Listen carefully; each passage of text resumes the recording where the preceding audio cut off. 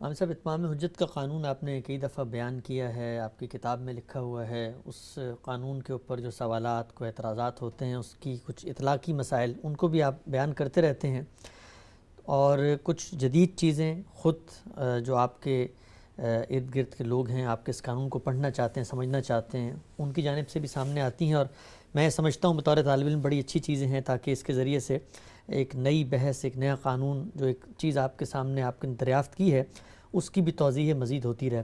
سب سے پہلا بنیادی سوال قانون اتمام حجت کے حوالے سے آج میں آپ سے پوچھنا چاہتا ہوں، وہ یہ ہے کہ یہ قانون کیا منصوص ہے، نص میں بیان ہوا ہے قرآن مجید نے جس طرح آپ بیان کرتے ہیں اسی طرح قرآن میں لکھا ہوا ہے، یا یہ آپ کا کوئی استنباط ہے؟ اور یہ بھی بتائیے گا کہ یہ استنباط اور منصوص حکم میں یا منصوص عبارت میں کوئی چیز بیان، اس میں فرق کیا ہوتا ہے؟ اللہ کی کتاب قرآن مجید کے بارے میں کئی مرتبہ عرض کر چکا ہوں کہ اس کا اسلوب ہماری عام کتابوں کا نہیں ہے۔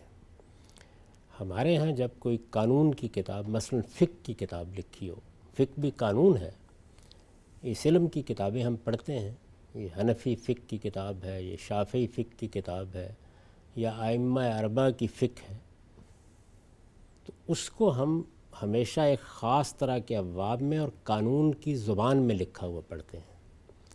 قرآن مجید میں قانون بیان ہوا ہے، لیکن وہ اس طرح نہیں بیان ہوا جس طرح کہ قانون کی کتابوں میں بیان ہوتا ہے۔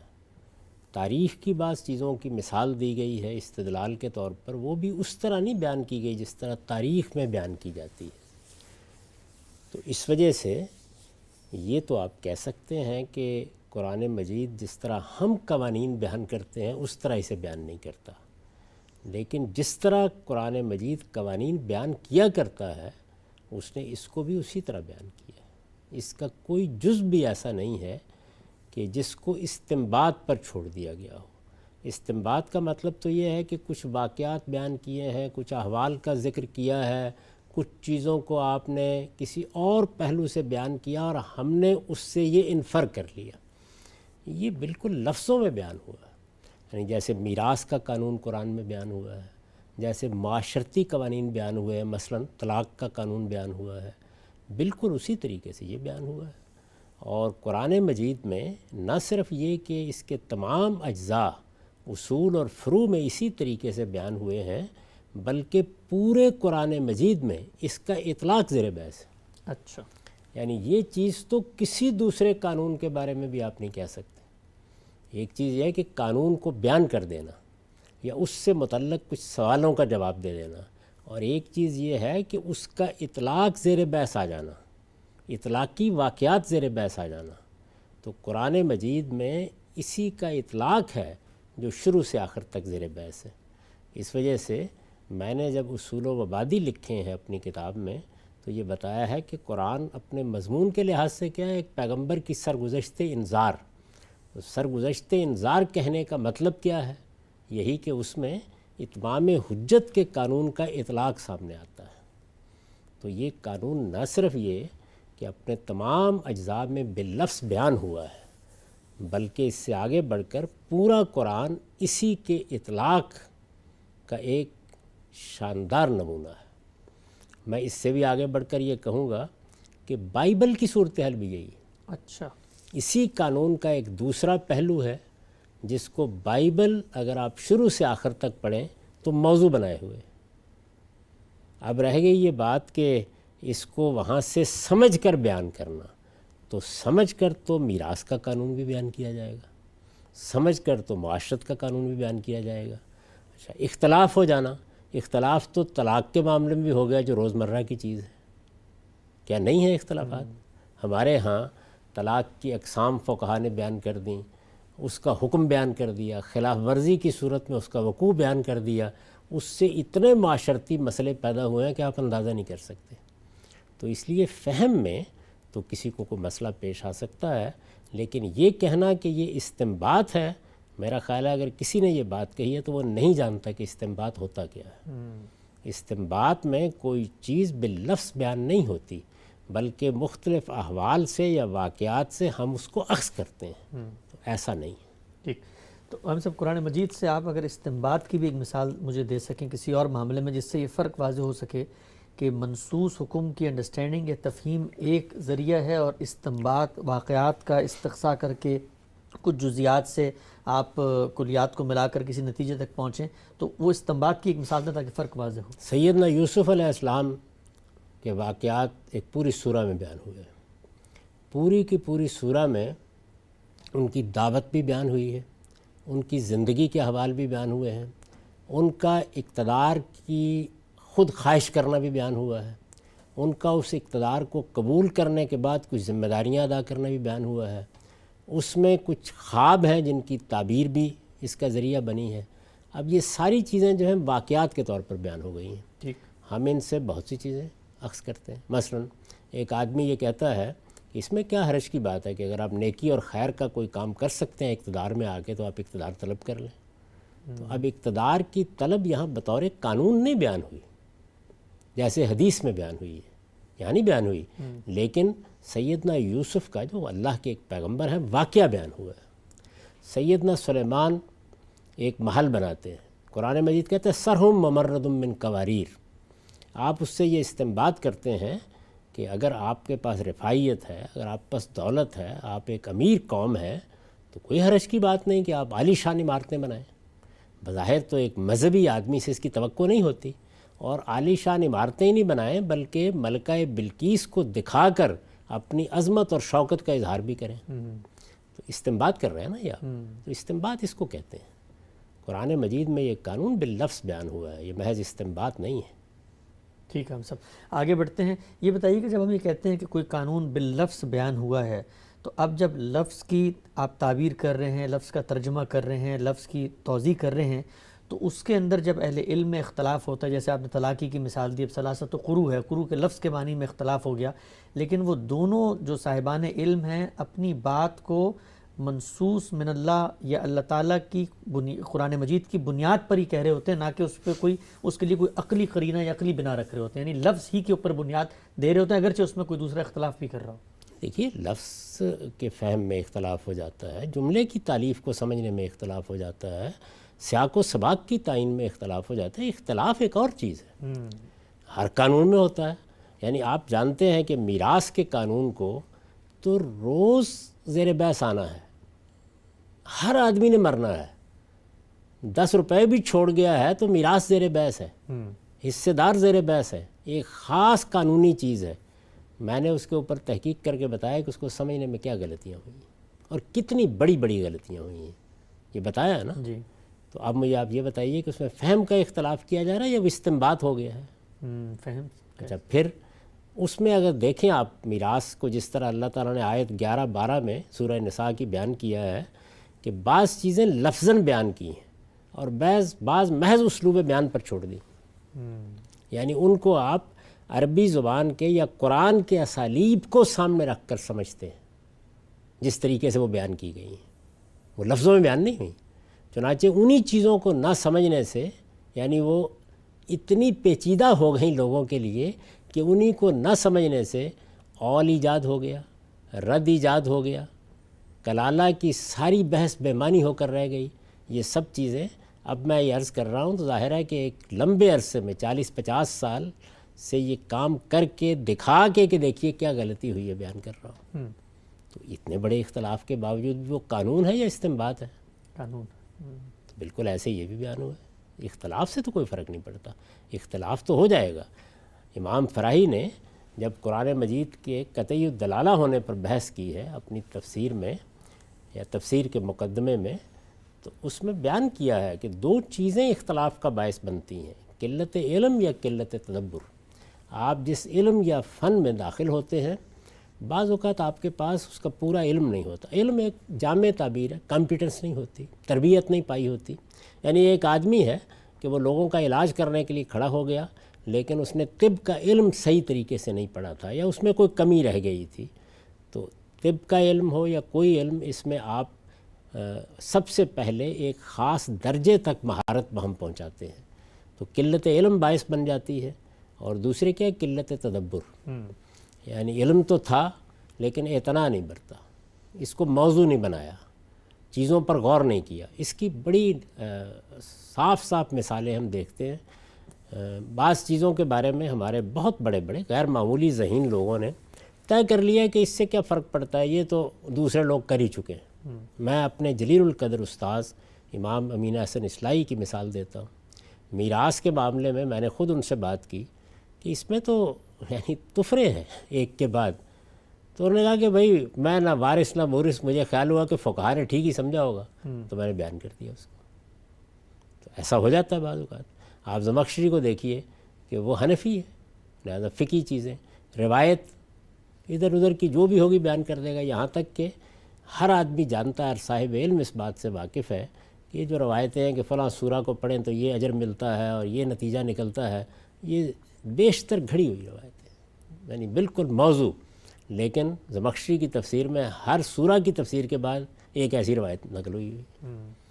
تو بعض موقعوں پر بہت اعلیٰ درجے کے غیر معمولی لوگ بھی کسی چیز کی طرف اعتنا نہیں برتتے اس درجے میں، تو اس کا نتیجہ کیا نکلتا ہے؟ قلت تدبر۔ ٹھیک۔ تو اس لیے اختلاف تو کسی بھی چیز میں ہو سکتا ہے، صاف سری چیزوں میں اختلاف ہو جاتا ہے۔ ٹھیک۔ اچھا، ہم سب آگے بڑھتے ہیں، یہ جو قانون اتمام حجت کے حوالے سے کچھ مزید توضیحی پہلو ہم آپ سے جان رہے ہیں۔ یہ بتائیے گا کہ ایک بڑا سوال جو بھی اس قانون کو پڑھتا ہے، یہ بات کہ قرآن میں بیان ہوا ہے، اس سفر کو اگر وہ طے کر لے، اس کے بعد اس کے اطلاقات اور اس کی تاریخ قرآن میں موجود ہے، اس کو بھی وہ تسلیم کر لیتا ہے، لیکن ایک بڑا بنیادی سوال اس کے سامنے آتا ہے، اور جو بڑی جس کو آپ کہتے ہیں پرابلم کا باعث بنتا ہے کہ اگر یہ قانون رسولوں کے ساتھ خاص تھا تو پھر صحابہ کرام کے اقدام کی کیا نوعیت ہے، یعنی وہ کیا اس سے ملتا ہے؟ کیونکہ صحابہ کے بارے میں قرآن مجید نے خود بھی یہ بتایا ہے کہ اللہ تعالیٰ ان کو اقتدار کی نعمت دے گا، تو مختلف نقطہ نظر ہیں کہ صحابہ جو ہیں وہ جو ان کو انعام ملنا تھا، اس انعام کی وصولی کے لیے ان علاقوں میں گئے ہیں۔ بعض لوگ کہتے ہیں کہ ایک الہی حکومت کا قیام بھی فطری خواہش رکھتا ہے، صحابہ نے شاید اس وجہ سے اقدام کیا۔ بعض لوگ یہ کہ مدافعانہ انداز میں اقدام کا خطرہ تھا۔ تو یہ اس قانون کے ساتھ آپ نے صحابہ کرام کے اقدام کو جب ملا کر دیکھا ہے تو آپ کی کیا انڈرسٹینڈنگ بنی؟ میرے نزدیک اس میں 4 صورتیں ہو سکتی ہیں، ان میں سے ایک ایک کا جائزہ لے کے دیکھ لیجئے۔ یہ کیوں چاروں صورتیں زیر بحث آ سکتی ہیں؟ اس کی وجہ یہ ہے کہ جب ہم قرآن مجید میں اس قانون کا اطلاق دیکھتے ہیں تو وہاں اللہ کا پیغمبر موجود ہے، اللہ کے پیغمبر کی موجودگی میں خود اللہ تعالیٰ اطلاقی احکام بھی دے رہے ہیں۔ میں نے ابھی آپ سے عرض کیا نا کہ یہ وہ قانون ہے کہ جس کا صرف لفظوں میں بیان ہی نہیں ہوا، بلکہ رسول اللہ صلی اللہ علیہ وسلم کے معاملے میں اور آپ کے مخاطبین میں سے مشرکین عرب اور عرب کے اہل کتاب کے معاملے میں اس کی اطلاقات زیر بحث آ گئے ہیں۔ تو جب کسی قانون کو بطور قانون بھی بیان کر دیا جائے، اس کے اطلاقات بھی زیر بحث آ جائیں، تو پھر بحث کی گنجائش بہت کم رہ جاتی ہے، یعنی اس میں احتمالات ختم ہو جاتے ہیں کم و بیش۔ ایسا نہ ہو اور آپ کے پاس قانون موجود ہو لیکن اطلاقی معاملہ اجتہادی ہو جائے۔ اطلاقی معاملہ اجتہادی کیسے ہوتا ہے؟ یعنی آپ ایک قانون کو جانتے ہیں لیکن ایک نئی صورت کے اوپر اس کا اطلاق کر رہے ہیں۔ جب نئی صورت پر اطلاق کرتے ہیں تو وہاں پر 1 2 3 4 آراء ہو سکتی ہیں۔ تو آپ دیکھیے کہ جو ممکنہ آراء ہیں وہ کیا ہیں اس میں۔ ایک صورت وہ ہے جس کو ہمارے ہاں کلاسیکی فقہ نے قبول کیا ہے۔ وہ صورت یہ ہے کہ اللہ تعالیٰ کا دین اسلامی حق ہے، اور جب اسلام کے علمبردار اٹھ کھڑے ہوں تو ان کو یہ حق حاصل ہو جاتا ہے کہ وہ دنیا کی ہر حکومت کا تختہ الٹ دیں۔ حکومت کرنے کا حق اصلاً اللہ کے دین اسلام کو ہے اور اس کے ماننے والوں کو۔ ظاہر ہے کہ اللہ کا دین اسلام تو مسلمانوں ہی کے ذریعے سے حکومت کرے گا، تو دوسرے لفظوں میں یہ کہیے کہ مسلمان ہی دنیا پر حکومت کرنے کا حق رکھتے ہیں۔ کفر کو نہ حکومت کا حق ہے نہ اپنی شوکت کے اظہار کا حق ہے۔ کفر کا اصل انجام تو موت ہے، لیکن زیادہ سے زیادہ رعایت اس کو یہ دی جا سکتی ہے کہ وہ محکومی کو قبول کر کے دنیا میں زندہ رہے، اس سے زیادہ اس کا کوئی حق نہیں۔ ہمارا کلاسیکی فقہی علم صحابہ کے اقدام کو اس طرح دیکھتا ہے۔ اچھا، یعنی اس کے نزدیک انہوں نے اسلام کا یہ تقاضا پورا کیا ہے، ان سے بڑھ کر تو کوئی مسلمانی کا علمبردار نہیں ہو سکتا تھا، اسلام کا علمبردار نہیں ہو سکتا تھا۔ وہ جماعت تھی جس کو خود اللہ تعالیٰ نے خیر امت کہا، کنتم خیر امت اخرجت للناس۔ تو ایک خیر امت اس زمانے میں رسول اللہ سے تربیت یافتہ مسلمان، وہ یقیناً یہ حق رکھتے تھے کہ وہ ساری دنیا کا تختہ الٹ دیں. تو جہاں جہاں تک ان کے لیے ممکن ہوا انہوں نے حکومتوں کے تختے الٹ دیے اور ان کی جگہ مسلمانوں کا غلبہ قائم کر دیا، سیاسی غلبہ قائم کر دیا. اور یہی آج بھی حکم ہے، یعنی ہمارے پاس بھی اگر طاقت ہوگی تو ہم یہی کریں گے، یہی کریں گے. دنیا میں کسی کو یہ حق نہیں ہے کہ وہ غیر مسلم ہوتے ہوئے حکومت کرے. کفر اپنی شوکت کا اظہار نہیں کر سکتا اور حکومت اظہار شوکت ہے. یعنی شوکت سنجر و سلیم یہ ہماری اجارہ داری ہے. تو ایک تعبیر یہ ہے اور کلاسیکل تعبیر ہے. کلاسیکل تعبیر یہی عام طور پر یہی مانا جاتا ہے.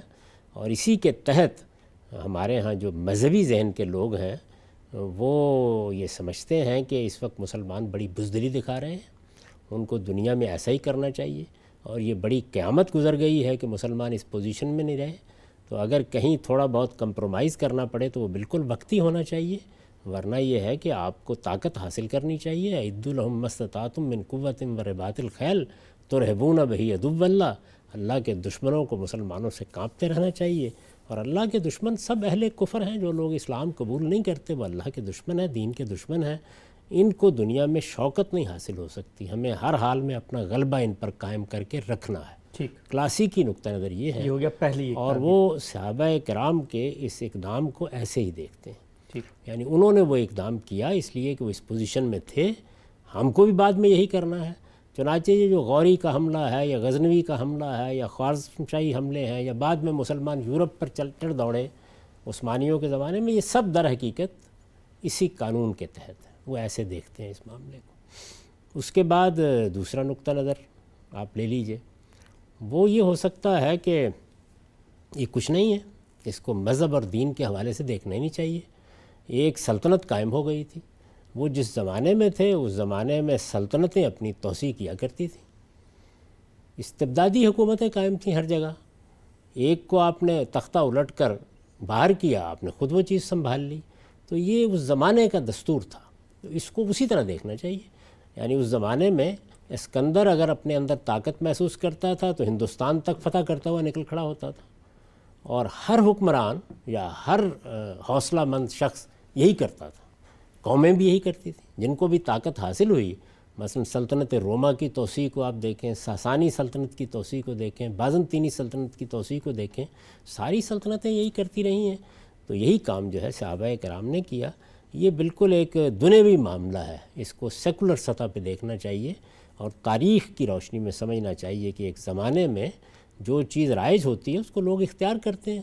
یہ تو ابھی 1928 میں آ کر دنیا میں قانون مانا گیا ہے کہ کسی دوسرے ملک پر حملہ کرنا یا قبضہ کر لینا یہ ناجائز چیز ہے، ورنہ ایک جائز کام تھا. ساری دنیا اس کو مانتی تھی.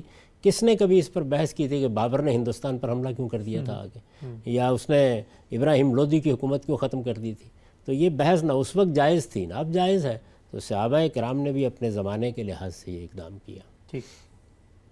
تیسری صورت یہ ہو سکتی ہے کہ جو تورات میں قانون بیان ہوا ہے کتاب استثناء میں، جس میں یہ بتایا گیا ہے کہ اللہ تعالیٰ جب کسی خاص حصے کو منتخب کر لیتے ہیں کہ یہاں ان کی حکومت قائم ہوگی یا یہ ان کی توحید کا مرکز بنے گا، جس کو تقدیس قرآن نے کہا ہے.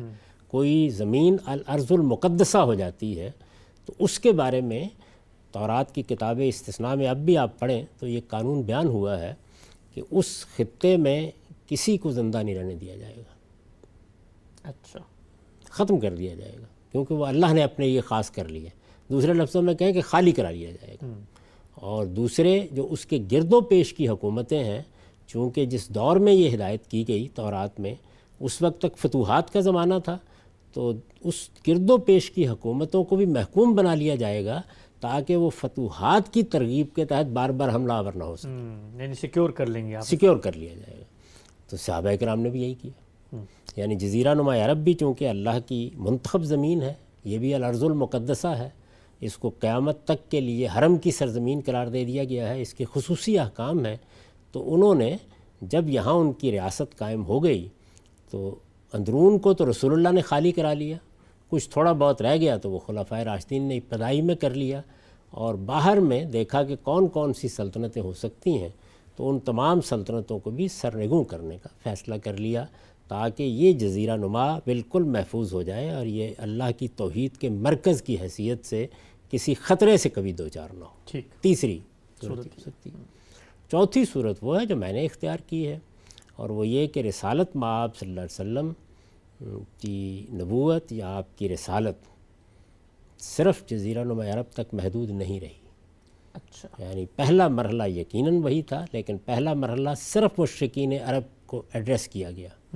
جب ان پر اللہ کی حجت پوری ہو گئی تو اہل کتاب کو بھی منتخب خطاب کر لیا گیا، اور اہل کتاب کے ذیل میں سورہ اعراف میں یہ فرمایا ہے کہ لوگوں یہ بحث کرنے کی کوشش نہ کرو کہ یہ عربوں کے پیغمبر ہیں، یہ الی الناس جمیع ہے، ٹھیک، سب کو ان کی بات ماننی ہے۔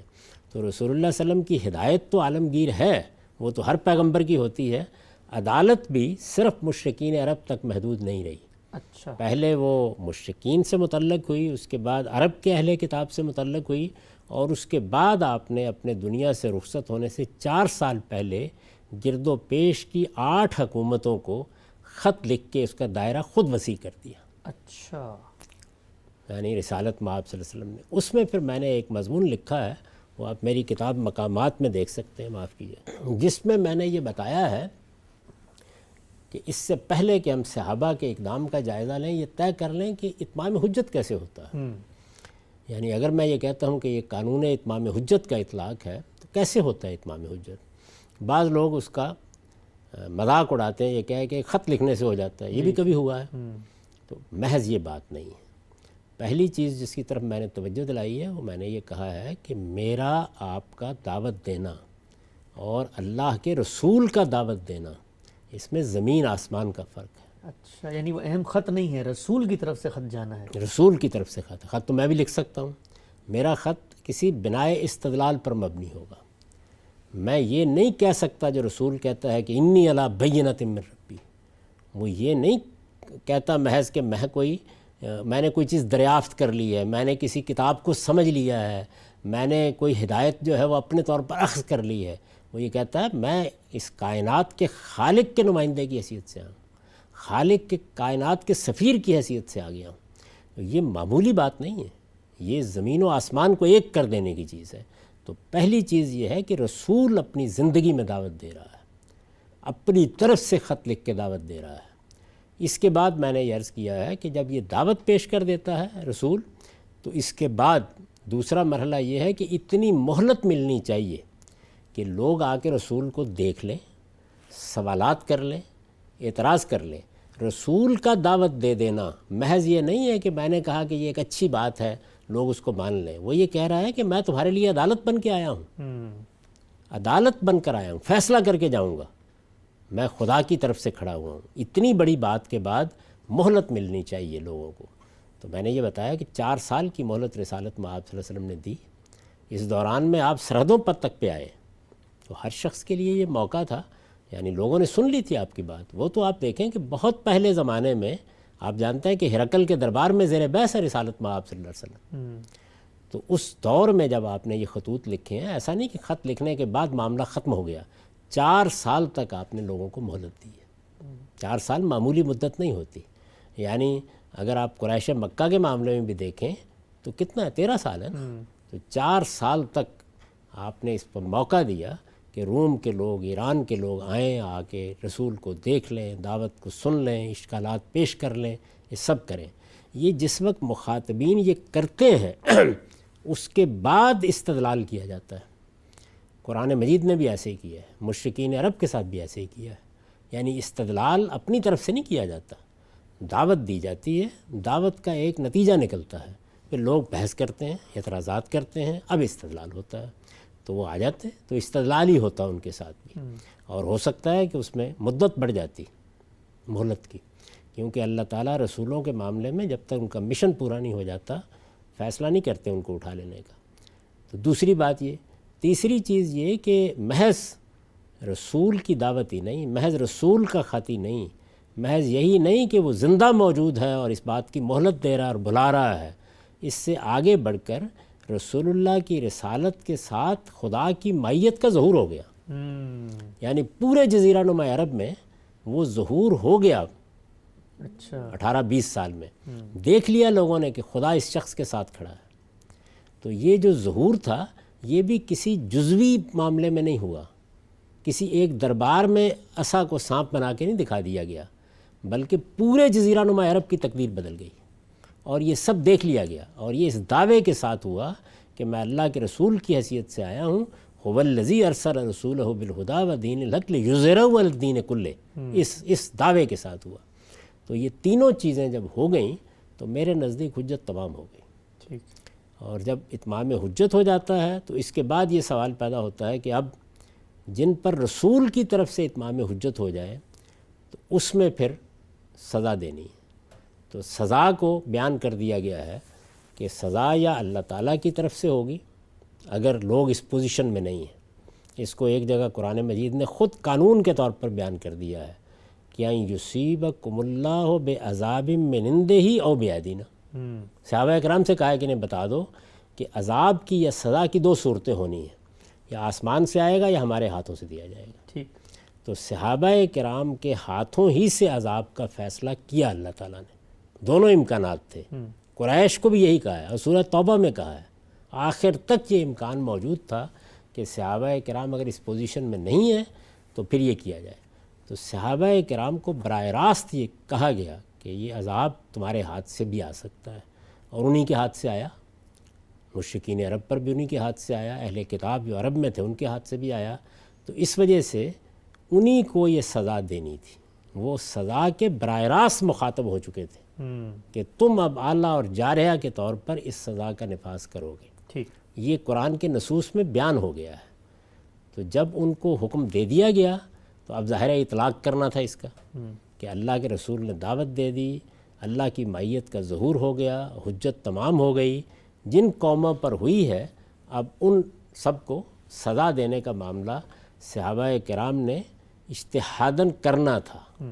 یہ سوال پیدا ہوتا ہے، تو میں نے یہ رائے دی تھی کہ انہوں نے یہ ٹھیک اجتہاد کیا، بالکل درست اجتہاد کیا، یعنی وہ اس کا حق رکھتے تھے، اور یہ اصل میں اسی اتمام حجت کے قانون کی توسیع ہے یا اس کا اطلاق ہے، اور اس میں ان کی طرف سے کوئی اقدام نہیں ہوا بلکہ سارا اقدام رسول اللہ کر چکے ہیں۔ یہ صرف وہی تھا جیسے کہ سیدنا صدیق اکبر نے کہا کہ اسامہ کا لشکر تو تلوار باندھ کے رسالت میں آپ صلی اللہ علیہ وسلم تیار کر چکے، میں اس کو روک نہیں سکتا۔ تو یہاں بھی یہ تھا کہ سب معاملات ہو چکے تھے، صرف سزا دینے کا مرحلہ تھا، اور سزا رسول اللہ کی موجودگی میں بھی صحابہ ہی نے دی ہے۔ تو جب انہوں نے مشرکین عرب کو سزا دی یا اہل کتاب کو سزا دی تو بالکل اسی اصول کے اوپر انہوں نے اس کا اطلاق روم و ایران کے لوگوں پر بھی کر دیا، یا ان 8 حکومتوں کے لوگوں پر بھی کر دیا۔ میرا نقطہ نظر یہ تھا، اس کو میں نے بیان کیا۔ بعد کی تحقیق سے معلوم ہوا کہ بخاری کی روایت میں صراحتاً وہ یہ بیان کرتے ہیں کہ ہم نے تو یہ رسول اللہ کے حکم پر کیا، یعنی صحابہ خود یہ بیان کرتے صحابہ خود بیان کرتے ہیں کہ ہمارا جو اقدام ہے، اور یہ جو گرد و پیش کی ریاستوں میں وہ گئے ہیں اور پھر اس کے بعد انہوں نے وہاں پر جنگیں کی ہیں، یہ رسول اللہ صلی اللہ علیہ وسلم کے براہ راست حکم کے تحت، براہ راست حکم کے تحت۔ یعنی پہلے تو یہی چیز معلوم تھی کہ رسول اللہ نے دعوت براہ راست دی ہے، مہلت براہ راست دی ہے، 4 سال گزارے ہیں، اور رسول اللہ کی طرف سے یہ سب معاملہ یہاں تک ہوا ہے۔ آگے اطلاق صحابہ نے اجتہادی طور پر کیا ہے، لیکن اس روایت کے بعد تو یہ معاملہ بھی ختم ہو گیا۔ وہ تو کہتے ہیں کہ امرنا نبینا رسول ربنا، اچھا، یعنی یہ حکم ہم کو، یہ جو ہم نے کیا ہے اقدام، اور ان لوگوں کو خطاب کر کے کہہ رہے ہیں جن پر حملہ آور ہوئے ہیں، ان کو بتا رہے ہیں۔ وہ پوری روایت اگر آپ پڑھیں بخاری میں تو ان سے یہ کہہ رہے ہیں کہ ہمارے نبی پروردگار عالم کے رسول نے ہم کو اس کا حکم دیا ہے۔ کس بات کا حکم دیا ہے؟ ان نقاتلکم، ہم تم پر حملہ آور ہو جائیں گے۔ کب تک حملہ آور رہیں گے؟ حتیٰ تعبد اللہ، یہاں تک کہ تم سب کے سب اللہ کی بندگی کو اختیار کر لو، اور تبدل الجزیہ، یا جزیہ دے کے محکومی قبول کرو۔ یعنی وہ جو اہل کتاب کے لیے حکم بیان ہوا ہے وہ انہوں نے خود لفظوں میں بیان کر دیا، اور یہ کہا کہ یہ تو ہم کریں گے، ہر حال میں کریں گے، اور ہمیں اس کا حکم ہمارے نبی رب العالمین کے رسول نے دیا ہے۔ تو اس لیے میرے نزدیک تو اب معاملہ سارا ہی منسوس ہو گیا، اس میں اب کسی استنباط کا کوئی سوال نہیں رہا، میری رائے یہ ہے۔ ٹھیک، باقی وہ تینوں امکانات موجود ہیں، جو لوگ داد تحقیق دینا چاہتے ہیں وہ دونوں چیزوں پر دیتے رہیں۔ میرے لیے یہ چیز فیصلہ کن ہو گئی تھی، وہ ان کا جزیہ عائد کرنا ہے، اس لیے کہ اگر یہ محض توسیع کا اقدام ہوتا، اگر یہ محض سلطنت کو بڑھانے والی بات ہوتی، اور اگر یہ استبدادی حکومتوں کو ختم کرنے تک ہوتا، دعوت کی راہ ہموار کرنے کے لیے ہوتا، تو پھر جزیہ لگانے کا حق نہیں تھا۔ تو میں اس وجہ سے اس کو ہمیشہ سے یہی سمجھتا رہا، لیکن اس وقت اجتہادی اطلاق کا معاملہ تھا، اس کے واضح ہونے کے بعد اب دو رائے ہو نہیں سکتی۔ ٹھیک۔ اچھا غام صاحب، یہ جو ہم کہتے ہیں کہ صحابہ کرام کے ذریعے عرب کی سرزمین پہ جب اللہ تعالیٰ نے سزا دی رسول اللہ صلی اللہ علیہ وسلم کے منکرین کو، تو وہاں پر تو جو آپ بار بار فرماتے ہیں کہ خدا کی مائیت کا ظہور ہوا، یعنی بدر کے اندر بھی ہم دیکھتے ہیں، روایتوں میں بھی آتا ہے، خود قرآن نے بھی صراحت کی ہے، فرشتے اترے ہیں، خدا کی تائید غیبی آئی ہے، نصرت الہی کی وجہ سے وہاں پر وہ جنگیں بھی جیتے ہیں۔ تو اب جب وہی مشن ہے، وہی اتمام حجت کیا گیا ہے، وہی رسول ہیں، تو صحابہ کرام کا اگر اقدام ہوتا ہے تو عقل یہ کہتی ہے کہ وہاں پر بھی یہی معاملہ ہونا چاہیے کہ آسمان سے اللہ کی تائید غیبی مدد نصرت اترے، اور وہاں پر بھی اسی طریقے سے عذاب کے ساتھ اللہ کی مدد بھی شامل حال ہو جائے۔ تو کیا اس کا بھی کوئی کرینہ، کوئی ریکارڈ ہمیں ملتا ہے کہ جو صحابہ کا اقدام ہوا اس میں انہوں نے بھی محسوس کیا کہ یہ کوئی غیبی تائید بھی ساتھ شامل ہو گئی؟ محسوس کیا گیا، واضح طور پر اس کو بیان کرتے ہیں۔ یہ جو روایت جس کی طرف میں نے اشارہ کیا ہے اس میں یہ پوری بات بیان ہوئی ہے۔ اچھا۔ اس میں انہوں نے اپنی جنگوں کی نوعیت بیان کی ہے، اس کا نتیجہ کیا نکلا اس کو بیان کیا ہے۔